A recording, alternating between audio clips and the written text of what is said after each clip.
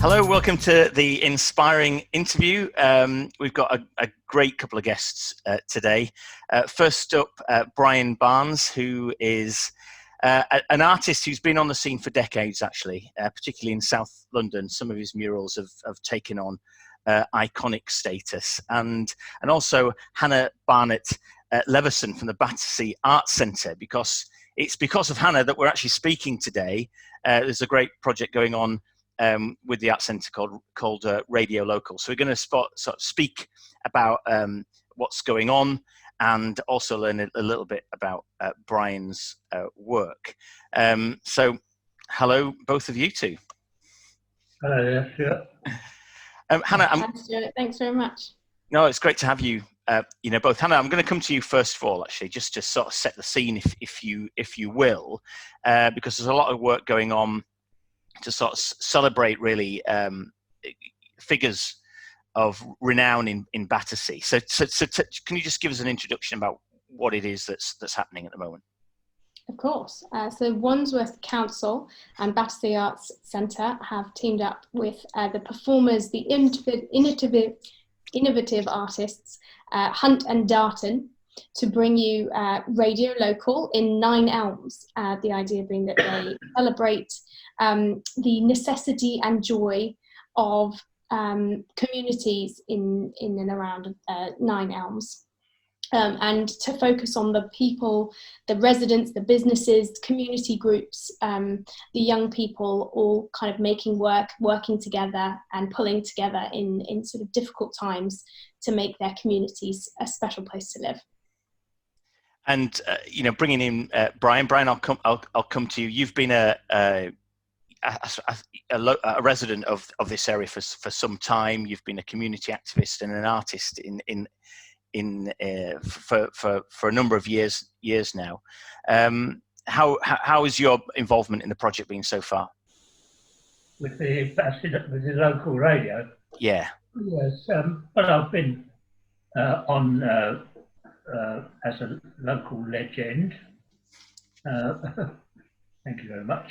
So I gave a little chat for about 5 minutes. That's about all I did, really. And I chose Bruce Springsteen's Born to Run as my desert island disc, so to speak. And you, I think, was it in 1983, you set up the Battersea Power Station Community Group, which, I mean, obviously a lot of changes in this area. I mean, you look at Battersea Power Station, now there's so much development going on around that area. But what was going on in 1983, and why did you set up that group? Well, I'd already been campaigning for 10 years about the Morgan Crucible factory, which became development of luxury flats, which is the first lot of luxury flats on this side of the river. So I was campaigning there for it to be, local authority flats and industry and public open space.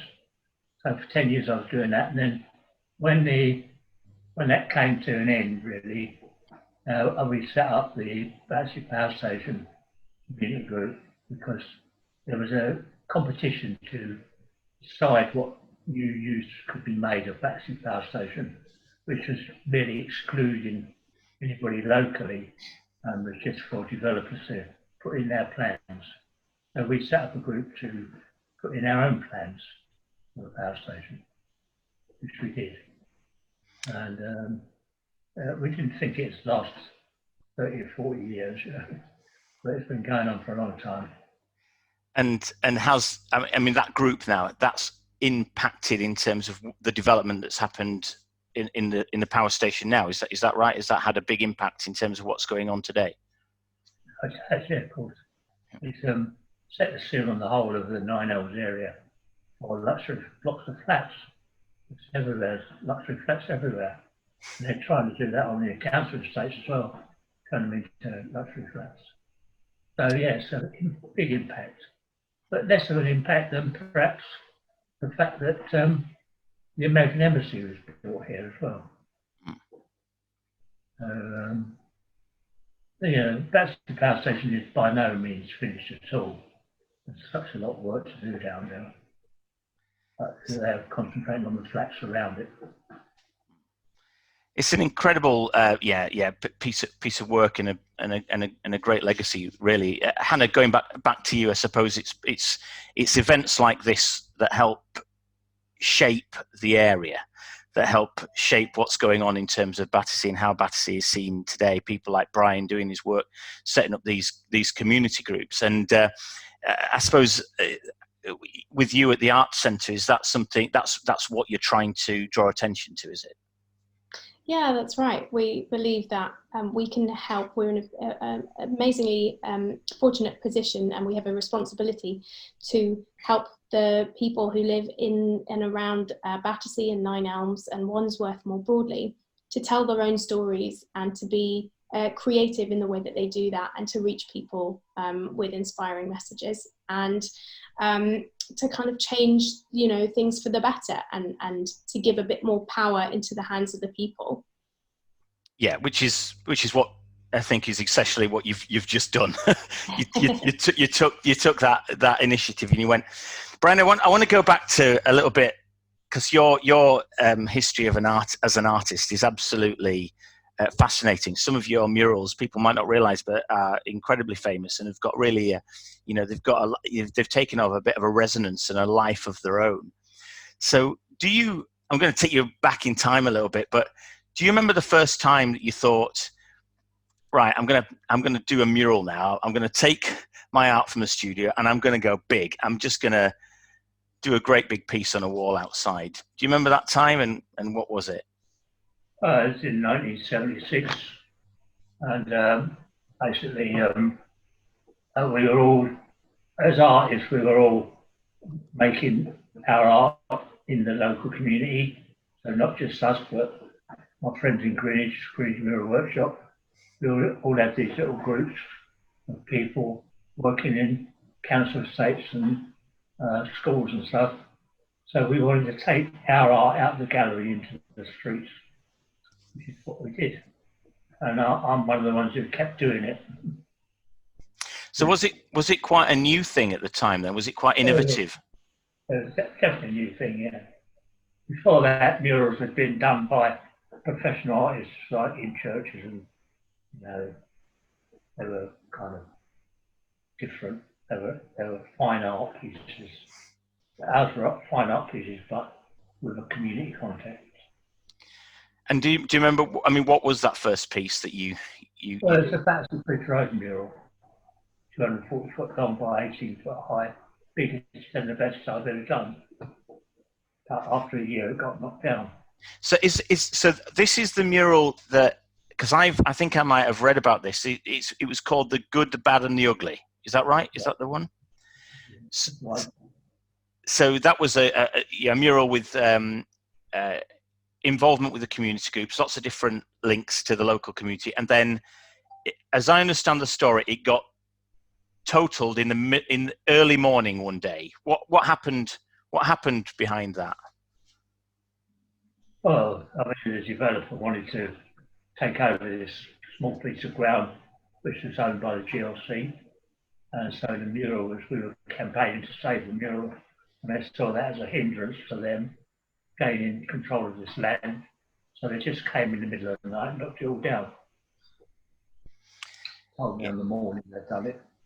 Yeah, it sounds it sounds like such a shame that happened. But that being the first mural that you did, the major piece, was that like the catalyst then to to just saying, right, I'm a muralist now and I'm going to keep doing this? I was already doing another one on this estate, Carey Gardens Estate, in fact. I've taken a lot of people down to the seaside in a coach who lived around here, and then I took photos of them and I put them all on the wall enjoying Southend. So I opened that in 78, 79. Yeah. And then I went to Nuclear Dawn after that. Yeah, I'm glad you mentioned the Nuclear Dawn one, because actually when I first wandered around I'm not from this area originally, I'm from Yorkshire originally, and I remember the first time I went to Brixton, and I was having a good look around, and there's some great street art in Brixton, but then you suddenly go onto Cold Harbour Lane, and you sort of turn to the right and have a look up, and you've got this massive, skeletal figure against the backdrop of this nuclear explosion, and it's just such a big, powerful, impactful piece. What was the background to that mural? Why did you choose to do it? Well, I think at the time, my friend Dale McRae, he'd set up the Carlton Mansions housing co-op and said, Brian, they've got a big wall, let's go and paint a mural on it. And so he paid a cradle out of some scraps with him, mate, and he's got to get to the top. Instant death, health and safety gone mad. And so anyway, yeah, so we decided that we would paint the Holocaust type mural because local people who lived in the flats and the young people, there was a time when people did think they were going to get killed with a nuclear war. It was literally a real big threat to life and community as we know it. So it was a logical thing to do, really. And also it's a very public image, as you say. You walk down the road, you saw it from a long way off, and it had impact. So that's why we did it. We did it in about 3 or 4 months. And you were saying about the houses that you built it on. What was going on in those houses at the moment? You say it was a co-op. Was it like there's lots of artist type people in there? Yeah, there are artists and young people. Yeah, people who wanted somebody to stay in London were not able to afford anyway.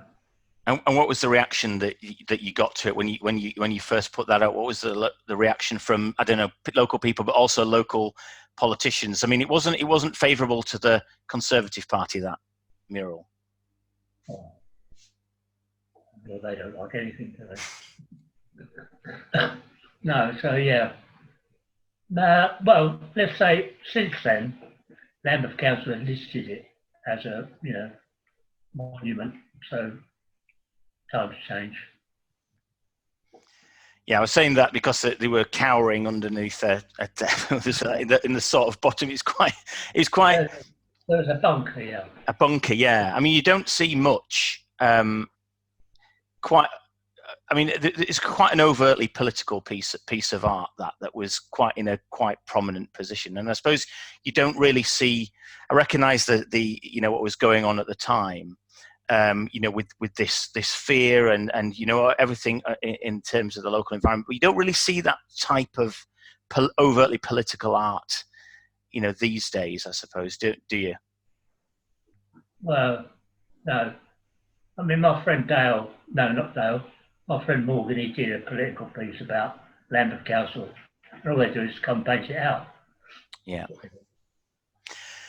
Hannah, coming back to you, I suppose, are you local to this? Have you seen that piece, the nuclear, the Dawn piece? What did you think when you first saw that piece?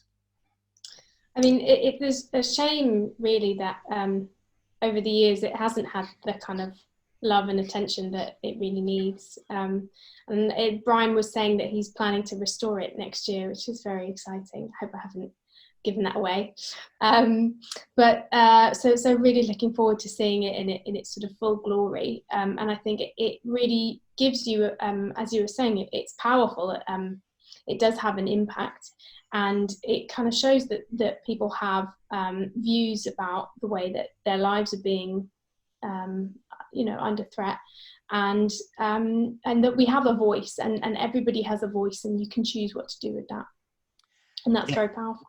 It is. I mean, I have to say, I had a bit of a wonder when I was around Brixton the other day, just so I can remind myself a little bit about the piece, because it was a couple of years since I last saw it, and I had one of those heart-stopping moments. I thought, because it was all covered. There's like clearly a lot of development around there. I thought, oh, you're joking? Have they knocked down this mural? I thought, that can't happen.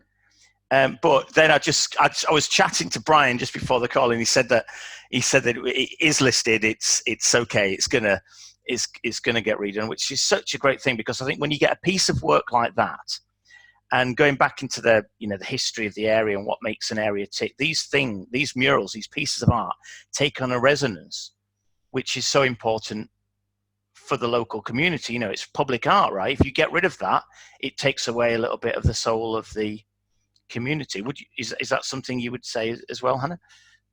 Yeah, absolutely. And Brian has been doing this for years. He puts the rest of us to shame. But there are also artists out there now who are trying to make their mark and trying to, create something that has a lasting impact and does show their creativity. And hopefully, as Battersea Arts Centre, we can help to support them in that as well.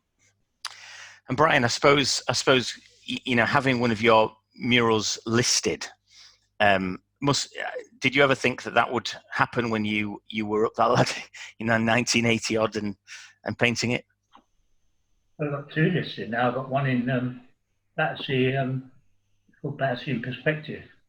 That's listed as well.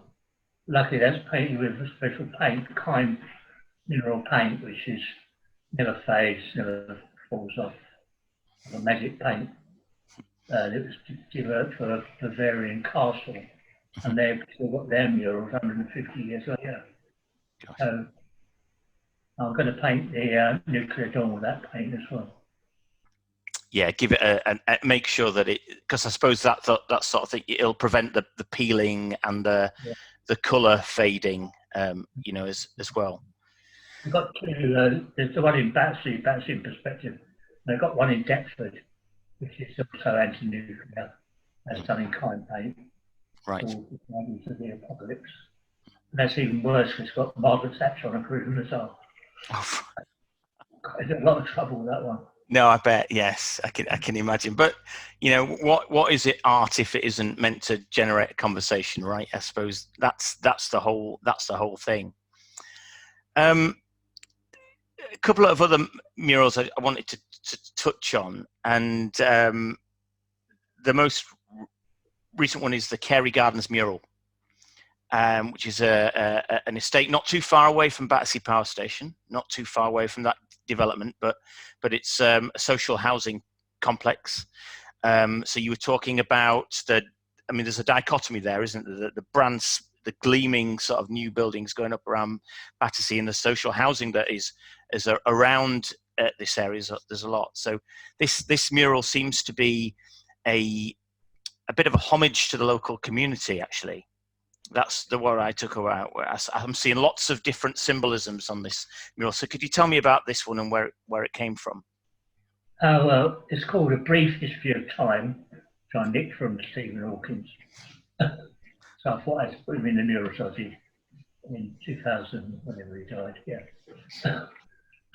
And it's got those gleaming towers, which we call the Emerald City. So we painted it with green and stars sparkling on it. And we've got the characters from the Wizard of Oz coming towards it. And then we've got a big hourglass. That's the main feature. It's an hourglass, time running out for the local community. And there's other historical events like Keith Moon. He had a demonstration back in the 70s to stop traffic in Tessley Road of the Who, and they had a recording studio in Corona Road, which is about 5 minutes from where I live, about 10 minutes away from the mural. So I put the Who on there as well, and lavender for lavender fields got a Stockwell camel, which was built round in that railway arch at Battersea Power Station. That kind of thing. Little interesting things about, the Pink Floyd pieces on there. And the architects of this estate was on there as well. So the architects of this estate came by chance to offer his model that he made when he was building the estate to our co-op. And I met him then, and so I put him on the mural. I mean, I think that. And so everything that you put on that mural, was that all drawn from your own experience of the area, your stories of the area, or did you, were you going around, asking for stories and bringing them in there? How was it the creative process? Well, in this particular case, I didn't need to, because I've been living next to the mural wall for 30 odd years. So I kind of know the area. I did ask people about what they wanted to see on it, of course. So those are some of the things they wanted to see. And I did a design first of all to show them. So that was up in the local community centre for a long while before I started for them to pass comment on. And then just a little bit further up, you've got the another popular mural of yours is the one in Stockwell, just around the tube station. So you've got that big, I think, was it a bunker that was built during the Second World War, and it's been painted by you? It was painted by us, yeah. And it's a stairwell down into the underground tunnels. I don't think they had anything to do with the tube. They were there to protect people from the bombing. Yep, the Blitz. So, and also people for Empire Windrush slept down there for a while. What the people from? That's a big mural, very big. Yeah, well, it's very, very prominent, and there's lots of symbolism on that particular piece. So you mentioned Windrush. That boat is on there. Also, Violet Charbot. Who's a local person around the con. So lots of different symbolism. Again, how did you research that piece? How did you come up with that piece? Because it was a collective as well. I know there's lots of people involved. Well, first of all, it started off as a project from a local secondary school, Captain Park, I think it's changed its name now. So I used to go in there once a week to really teach the young kids how to do big work, and got ideas from them.